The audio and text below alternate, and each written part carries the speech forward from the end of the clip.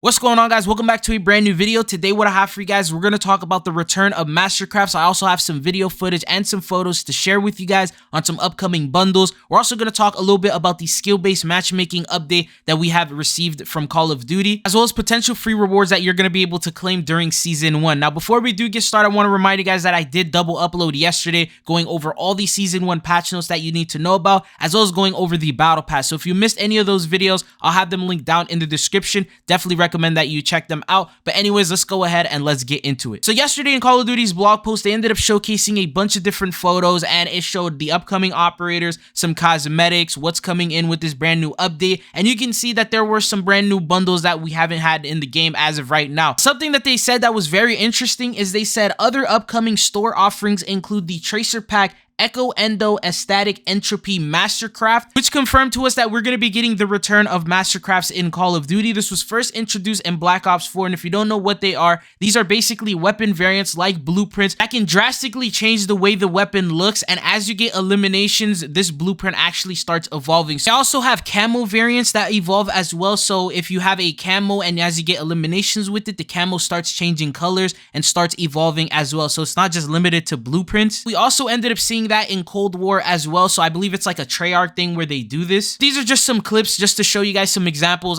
past Mastercrafts that we have seen in Call of Duty. It seems like these are going to be making a return, but it looks like it's no longer going to be the standard blueprints with tracers on them, and that's pretty much it, because the blueprints are going to get huge updates. They're going to start evolving. As you get eliminations, they're going to start looking uniquely and wildly different. We actually have a couple examples of this that I want to share with you. So the first one right here is one of the photos that they showed of an upcoming bundle. This seems to be like it could be a potential Mastercraft. Doesn't look too good. Obviously, there are going to be those Mastercrafts that aren't the best, and then there's going to be some that are really nice. But this is one of the first ones that they ended up showcasing here in this photo. And then there was the one that was leaked previously, which was for the Holger blueprint, and apparently it's the one that they mentioned in the roadmap, which is Tracer Pack Echo Endo Static Entropy Mastercraft. This is an actual Mastercraft, and it's going to be for the Holger, and it's going to be, unfortunately, in the store. We thought it would probably be a Battle Pass reward, but yeah, it's actually going to be a Tracer Pack, and it's going to be in the store. So this clip that you see right here, it's not completely finished, so it's not the finished product, and it will probably have some sort of levels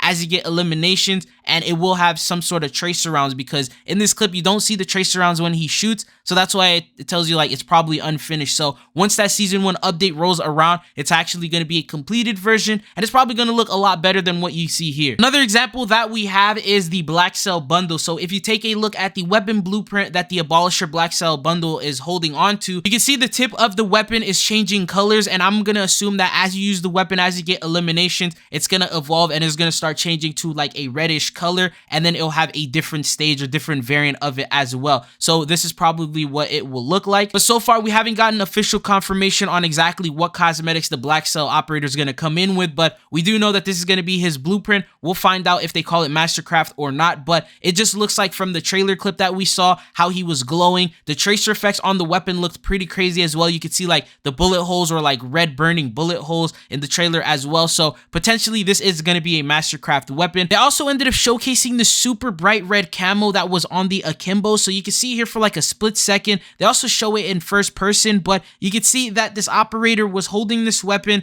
It was super bright red, but then in another frame, the top of the gun didn't even have the camo, so this could potentially be evolving. Maybe it's like a cinematic error, I'm not exactly sure, but it looks to me like there were two different variants of that camo. If that's the case, this could be another Mastercraft camo that we can end up seeing in the game, and I don't think that they will sell a camo in the store, so this could potentially be either in like the Battle Pass, or this could be a free event reward. Now that we have these in the game, you can probably end up assuming that we will get some as free rewards at some point. So there's going to be so many different ways that you're going to be able to get free rewards. The first and easiest way is by doing weekly challenges. We know that this is a new system that they introduced for every season, where you have weekly challenges, and if you complete every single week for that season, you will end up getting a mastery reward. We have the Golden River, which is available now, and then when the season update rolls around, you're gonna have another camo. This one is called Coherence, and you're gonna need to complete 8 weekly challenges, so it's a little bit harder than the Golden River camo. And just by seeing this photo, I would assume that the Golden River camo looks a little bit better than this one. So there could be a potential chance that this could be a Mastercraft.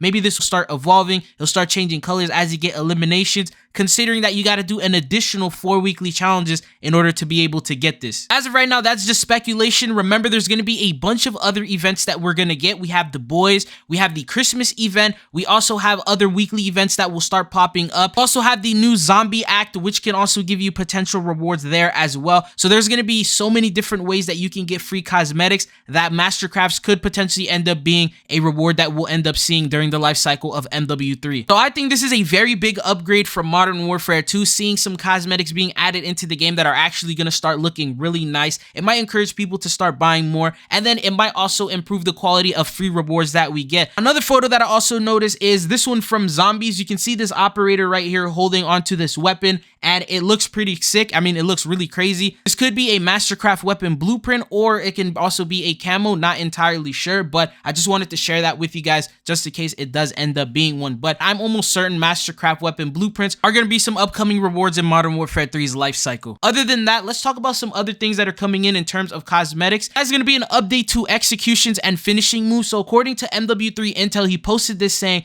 MW3 at some point should feature first-person executions, likely will be sold alongside bundles like normal executions. So it looks like the finishing moves are going to get some sort of an update where they will have the opportunity to be shown in first person. So sort of like a little cutscene that will appear when someone does a finishing move on you, rather than seeing it from like that third person point of view. Think about it like Apex Legends. I know they have a couple of finishing moves on that game where it's in first person, where you're just getting beat down or you're getting hit. There's probably going to be some sort of animations like that being added. Hopefully it gives you the opportunity to set it. So like if you want it in a first person finisher or in a third person finisher, that would be pretty cool. But that's yet another cosmetic item that will be potentially coming in the future, and you can obviously expect that it's going to be sold in the store. But anyways, going on to the next thing that I want to talk about has to do with skill-based matchmaking. So ended up getting a community update from the Call of Duty team themselves, and here's what they said. They said, we know there's a lot of interest in the matchmaking experience, especially around how skill contributes to how lobbies and matches are put together. Nothing is more important to us than the experience players have with the game, and matchmaking is a big part of that. We've been working on our matchmaking system for well over 10 years, and we continue to spend a ton of time and energy on improving the matchmaking process. This involves people working at our Call of Duty studios, our back-end services teams at Demonware, and other groups like our Player Insights team. It's a large effort that we've worked on for many years, and our approach combines latency, search time, and skill, along with many other factors to try and find the best matchmaking experience for you. Talking about this topic in detail can be hard, and we haven't spent the time to pull together all of our work to share with you our insights and improvements over the many years. We're looking forward to doing that in the coming weeks after Season 1 launches, and we'll also make it a part of our ongoing discussion with the community. So that was like the most important sentence towards the end, where they mentioned that they are going to actually start speaking about it with the Season 1 update after that rolls around. Now, although they didn't mention if they're going to do anything or adjust anything, they just mentioned, you know, how long it's been taking them to develop this and how they've been working on it. The good news is this is a step in the right direction. This is the first step they have taken in many years. I mean, remember, people have been complaining about skill-based matchmaking for a couple years now, and that whole time they have been completely ignored. So they finally have cut the silence and have said something. So I feel like that's some good news, and they promised to speak more about it. So they'll give us details on exactly what's going on with that, what changes, if they are going to make any changes, and why they want to keep it the way that they keep it, although it makes the majority of the community so unhappy. But I'll keep you up to date once we get a little bit more information on that. But what I can say is that Sledgehammer did say that they're working on non-disbanding lobbies, which is a way to sort of counteract skill-based matchmaking without necessarily removing it. So if you find a lobby where you're actually doing pretty good and you're having a fun time on it, you don't have to leave, because after every single game, it'll usually disband you out of that party and put you in a brand new lobby, and then you'll have to play with different people, and they might be sweats. So if you have one good game, then the next game might not be good at all. So non-disbanding lobbies would sort of pause the skill-based matchmaking, so you would continue playing in those same lobbies without it getting sweatier and sweatier, because that's what skill-based matchmaking does.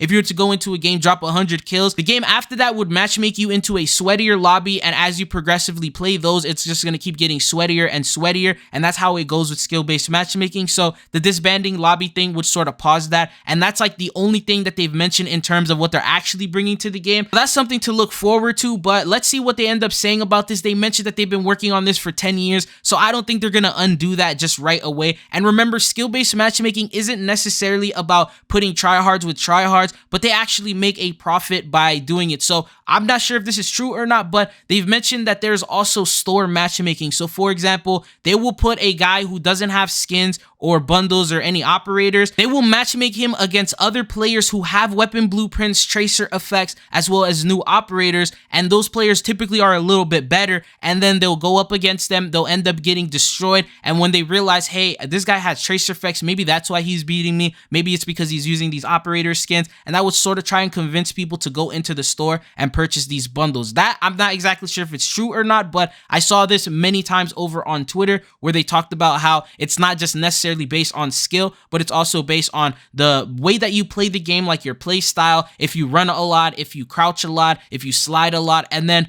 also if you have bundles and if you use skins and cosmetics. But anyways, we'll get an update on this once we get a little bit more information. I got you guys covered, but as of right now, we just got to be patient and see what they have to say. Anyways, that's pretty much all that I got for you guys in today's video. If you found the video informative or helpful, consider hitting that subscribe button so you always stay up to date on the latest Call of Duty news and updates.